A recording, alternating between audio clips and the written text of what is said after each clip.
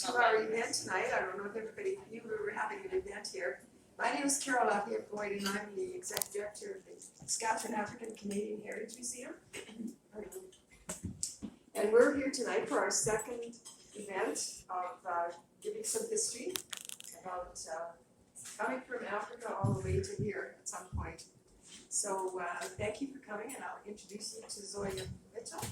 She is our presenter tonight. How many were here last Tuesday? Because we want you to fill out a evaluation if you would, so I'll just give that to you later. So I'll give you two and you can fill them both out. So tonight we're talking about the second one, the timeline of the emancipation movement in the Americas. So enjoy. Thank you, Zoya. Thank you, Carol. No, all that pressure now. There's some losing it. All right, so as Carol just said, I'm Zoya, and I will be talking about the timeline of the emancipation movement in the Americas. And notice I said the Americas because at the time it wasn't America, you know. So, and I'm focusing on North America. It's just such a long, rich history, so many countries involved. So just narrow it down to pretty much where we are now. And I'll be focusing on Canada, the USA, and the Caribbean. So bear with me. You have some handouts. That's the timeline that I created.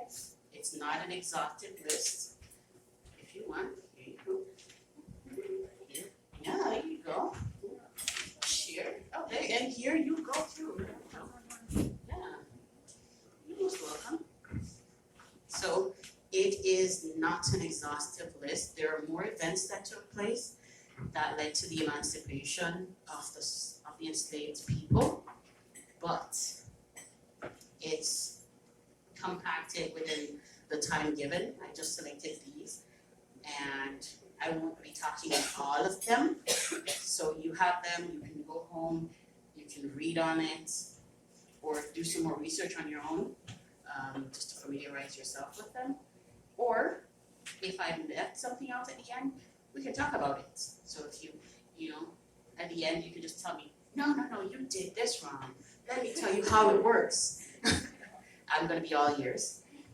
So the starting point for me, last week you all heard, well those of you who were here, you heard about the slave trade and how that came into being, some of the horrors with that. So I'm starting at the American Revolution. Yes, oh, very touchy one. So we're starting with our neighbors down south. And so during the American Revolution, it was around the time of the Enlightenment, brotherhood, liberty, justice for all. That was the whole theme of the American Revolution. No taxation without representation. While all of that was going on, the slaves were looking on like, wait, I'm somebody too. Brotherhood, justice, and liberty for me too. So all of that theme, they were watching, they were seeing, they wanted it for themselves. So naturally, all of this dissent going on with the British, they chose sides. So you had the enslaved people who fought for the British, the enslaved fought for the Americans, and some just flat out ran away. Just like, I'm not into this. It's freedom for me. So you had thousands of enslaved people during this time. They took the opportunity to just run, dive and dash, run to Canada, run to other parts where indigenous people were. And we won't touch on what happened in those, but of course they were enslaved by the indigenous people too. A little known fact that not many people I find know, but yeah, so they ran away, and this was during that period. So manumission, that's that very big word right there. It just pretty much means that it's a contract. If you fight for the British or you fought for the Americans, they'll give them their freedom. That was what was pledged. So at the end of the American Revolution, those enslaved people were granted their freedom. So you had a lot of free blacks going around, and they were like, I don't want to be disrespected anymore. I want rights. I want everything that you have. And so that kicked off a few things. Also, there was the Northwest Ordinance, and pretty much around the same time there. What that was, it's the forming of the United States. And a lot of the ordinances, the tenets of freedom, justice, and liberty for all, that came to form the Bill of Rights for America. And also it became a part of the Constitution of America itself. So during that time, and this again was a catalyst again for the rebellions that would follow, because in those states, I think Wisconsin, Michigan, Ohio, all of those, the northwestern states, slavery was abolished, technically, but so they didn't allow slavery. They thought it was barbaric, all those negative things. So the only problem with that was, if you're in those states, you're a free person. But if you run away and you come up to their states, they'll send you back down because I know. So it's only for if you were born in those states. And we're gonna talk about that coming down, what that really looked like. But my favorite topic is the Haitian Revolution. So we're going to the Caribbean now. Don't worry, Canadians, we're gonna talk about you. So the Haitian Revolution, this was a massive thing at the time, led by Toussaint Louverture, and I butchered the French language, so probably not how it's pronounced. Jean-Jacques Dessalines, Leclerc, quite a few figures there out of Haiti. So during this time, again, emancipation didn't just happen in a vacuum. You had the French Revolution. That spurred the Haitian Revolution, right? So all of those themes coming out, freedom, enlightenment, and the white plantation owners, or white slave owners, they were trying to get independence from France. And while they're having their meetings, talking to themselves, the slaves were there listening. They're like, well, I'm a human being too. I deserve my freedom. And so while they're plotting to rebel against France, the slaves were planning to rebel against them. So it's like, oh, everybody's fighting. And so the enslaved people took the chance, massive fighting, lots of death, again with the revolution, right? So that happened. But you had notable figures like Toussaint. He was a black slave. He came up, he was basically a general. So his name is Toussaint, the opener. I believe that's what it's translated to. Again, don't quote me on that. I butchered the French in high school. But so he came out as a massive, influential figure during that time. But I think what is not known, but it's up there, is that Haiti had to pay back France for freeing themselves. So all those enslaved people, they had to pay them. I think France wanted $150 million. And France didn't just be like, oh, give me the money. No, they took these massive warships at the time and they parked them on the coast of Haiti. And they're like, well, we're here just to negotiate. But that's not how you negotiate, right? You're like, either you give me $150 million or I'm gonna bomb the heck out of y'all. So can you imagine what happened? They agreed, but they said, well, you know what? We can't pay $150 million, so we'll give you $90 million or 90 francs, because they're French, right? Yeah, so that's $90 million. And back in those times, that's like the 1800s. That's a lot of money. Haiti could not afford to pay this back. I mean, I can't even pay $90 million right now. You know, if you tell me I owe you $90 million, I'm just gonna pay my debt. Move to Cuba, Tupac, you know.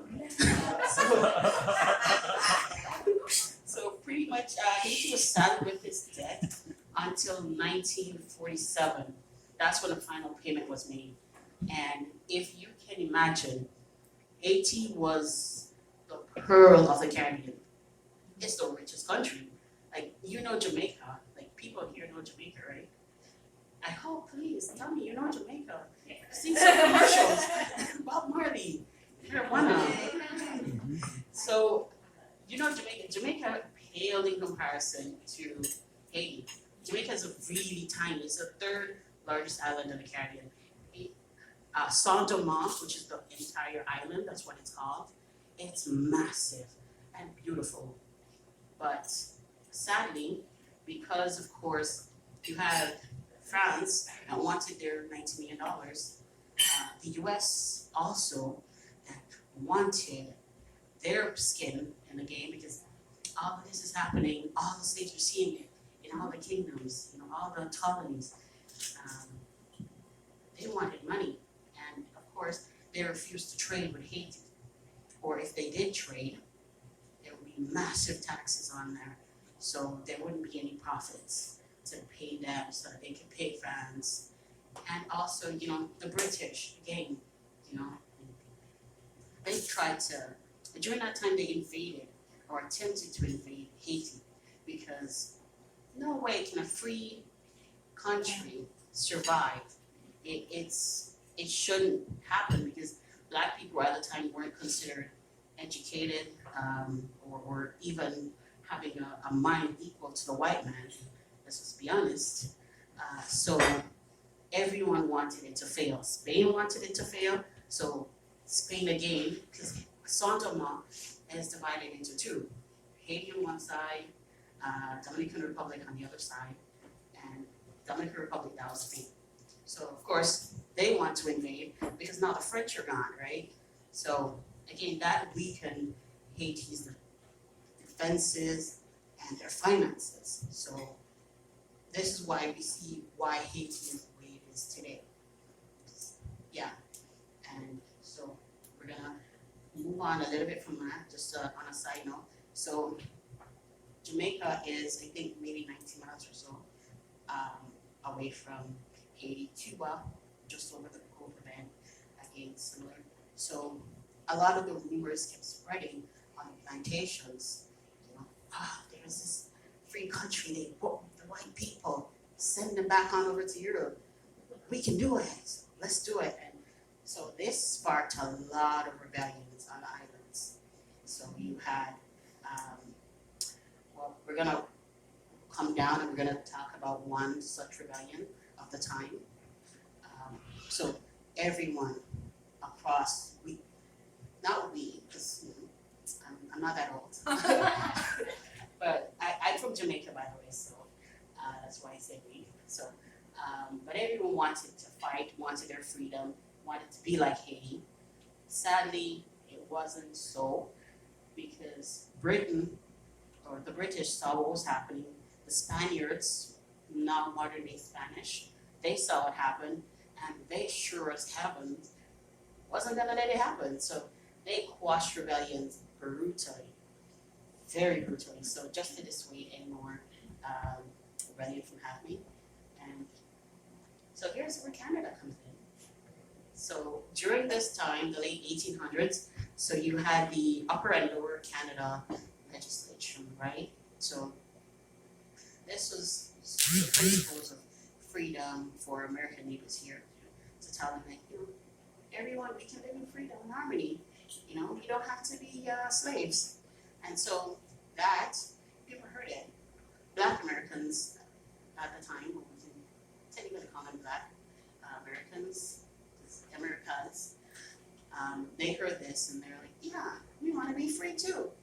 And during this time too, people were also running away to Canada now. So this started like sort of the Underground Railroad. Like people could actually leave and hide and come to Canada and live a decent life. Not that great, but good enough. down a bit, and we're gonna talk about abolition of the slave trade.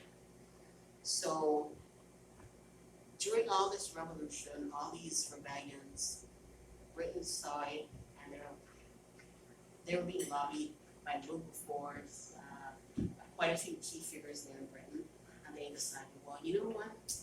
Maybe you guys are onto something. Maybe the slave trade is inhumane, because that's a slave ship. Slave ship. Sorry, I watch a lot of Star Trek. So a slave trip. So that is one level. This is another level. So you could have hundreds of enslaved people, and each little tick, tick, tick, tick, tick, that's a person, and they're laid on top of each other, and they think that's a 3-month voyage. So, you know, yeah, it was really bad. And so, you know what, they said, you know what, it's inhumane. Let's stop this, you guys. Because we're Britain, you know. We started, we can stop it. Yes. So they abolished it, and this now led to a shortage of people. Because during that time, enslaved people on plantation were treated horribly. Because of course, you know, they were treated like things, like cattle, like, you know, less than.